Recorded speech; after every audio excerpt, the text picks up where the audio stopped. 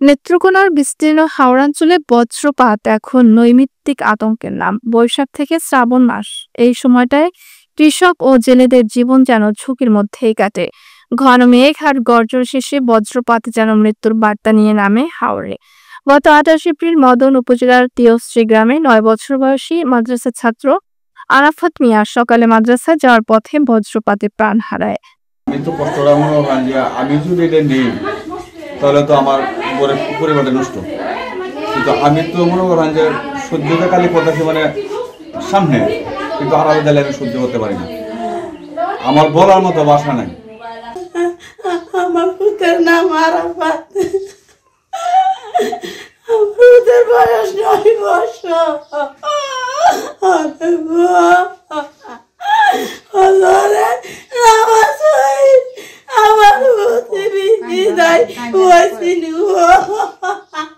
একই দিনে কলমাকান্দার ভুনন্দ গ্রামের মাদ্রাসা শিক্ষক দিদারুল ইসলামও বজ্রপাতে মারা যান। এমন মৃত্যু এখন আর বিচ্ছিন্ন নয়, বরং রুটিন ট্র্যাজেডি বলছে এলাকাবাসী।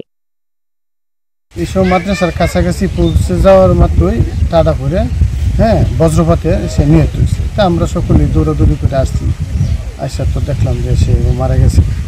এরপরে কিছুক্ষণ পরে শুনলাম যে ওই আমাদের আবার নেত্রকোনার এক জায়গায় আরেকজন মারা গেছে, এটা হলো কলমাকান্দা ধরে এইখানেও এক বজ্রপাতে মারা গেছে মাদ্রাসার হুজুর। আমরা হাওড় অঞ্চলের মানুষ, আমাদের প্রাকৃতিক দুর্যোগে বৈশাখ জ্যৈষ্ঠ ২ মাসে আমাদের খুব বজ্রপাত বেশি হয়। এই বজ্রপাতের কারণে আমরা হাওড়ে থাকতে পারি না।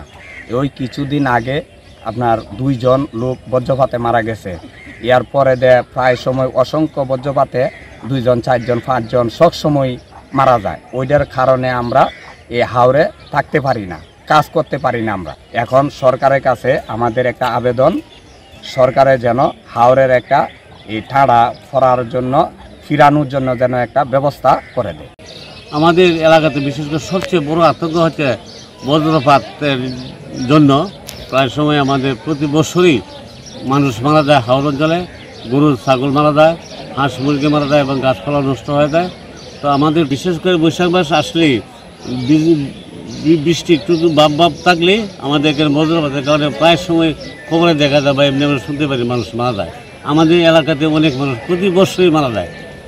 বাস্তবে আপনারা হয়তো অনেক সময় ছবি উঠাইছেন। আমাদের একমাত্র আতঙ্ক একটাই, বজ্রপাতটা থেকে আমরা কীভাবে বাঁচতে পারি। বজ্রপাত নিষ্ক্রিয় মেশিন উনি যদি আমাদের এলাকাতে বসে মানে একটা নিষ্ক্রিয় করতেন তাহলে আমরা প্রাণী করে বাঁচতে পারতাম।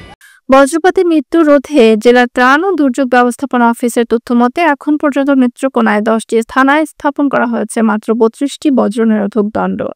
আমাদের দুর্যোগ ব্যবস্থাপনা মন্ত্রণালয় থেকে আমরা গত 21-22 অর্থবছরে এই জেলাতে 10টি উপজেলায় 32টি লাইটিং ইনস্টলার মানে বজ্র নিরোধক দণ্ড স্থাপন করা হয়েছে।